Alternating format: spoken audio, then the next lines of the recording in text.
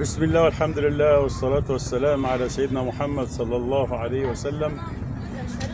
أحبابنا الكرام، يعني من الذكر السهل البسيط اللي تاخد عليه أجر كبير جدا سيدنا ابن عباس، والحديث ده موجود في كتاب الترغيب والترهيب والتاريخ للخطيب والفوائد المنتقاه، وموجود يعني في كتب كتير. الكتاب ده هو عن ابن عباس سوالي.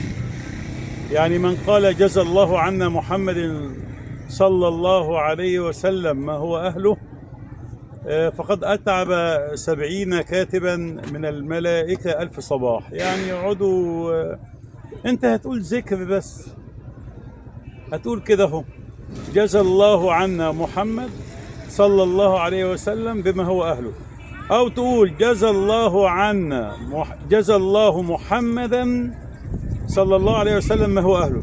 يعني هو روايتين أو ثلاثة: جزى الله محمد صلى الله عليه وسلم ما هو أهله. كده الملائكة تقعد تكتب في الأجر ده لمدة 3 سنين، يعني 1000 صباح يعني 3 سنين. وده شيء سهل وبسيط. يعني هتقول الدعاء ده 7 مرات أو 10 مرات، مرة بعد صلاة الفجر ومرة بعد صلاة العصر، أو ممكن تقولوا بعد كل صلاة تقولوا مثلا 10 مرات.